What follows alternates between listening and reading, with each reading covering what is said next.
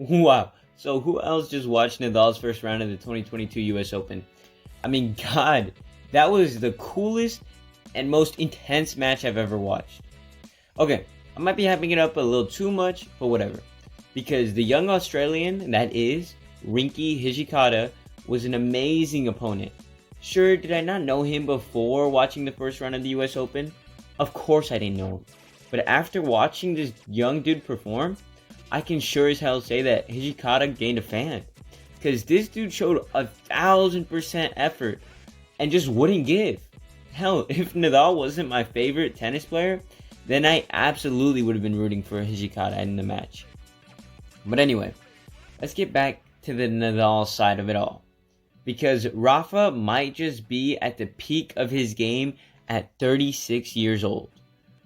Nadal went ahead and won both the Australian and French Open at the beginning of the year in magnificent fashion, where he'd have a great finals versus Daniel Medvedev at the Australian Open, where Medvedev took an early 2-set lead, winning the first 6-2 and barely edging out Rafa in the second set 7-6. That was, however, before Rafa clutched the hell up and would win the third and fourth set back-to-back 6-4 each. And this would lead to the most intense fifth set in the game of tennis. And trust me, it wouldn't disappoint, as there would be 12 games in the last set, with Rafa winning 7-5. Then Nadal would turn up at the French Open, like I'm talking about the entire tournament. He wouldn't lose a single set until the fourth round. But before we continue, remember to like the video and subscribe. I said subscribe. Brody, subscribe already. Okay, back to the video.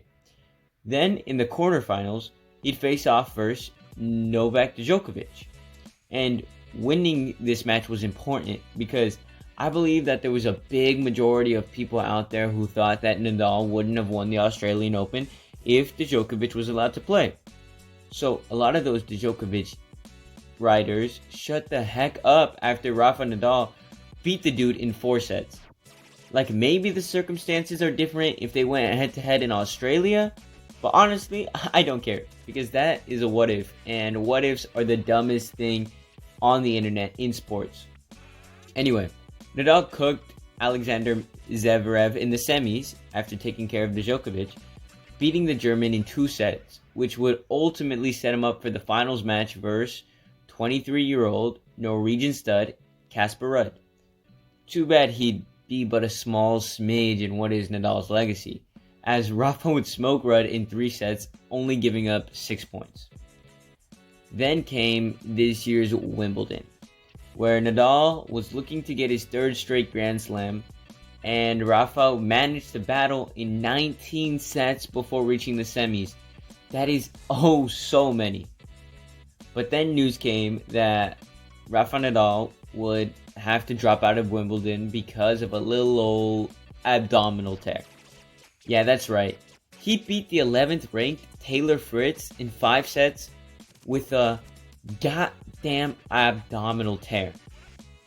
Now, what dude's been able to accomplish this year is phenomenal at the ripe old age of 36.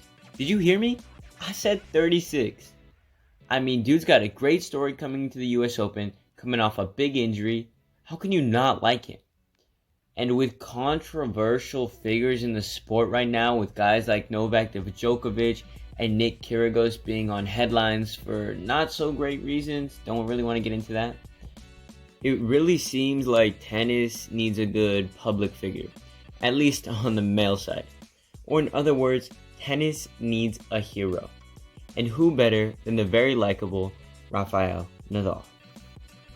Anyway, I wish the dude luck in the second round in the US Open versus Fabio Fognini, the Italian. And honestly, man, if he's able to win this US Open, mark him down as the greatest tennis player alive.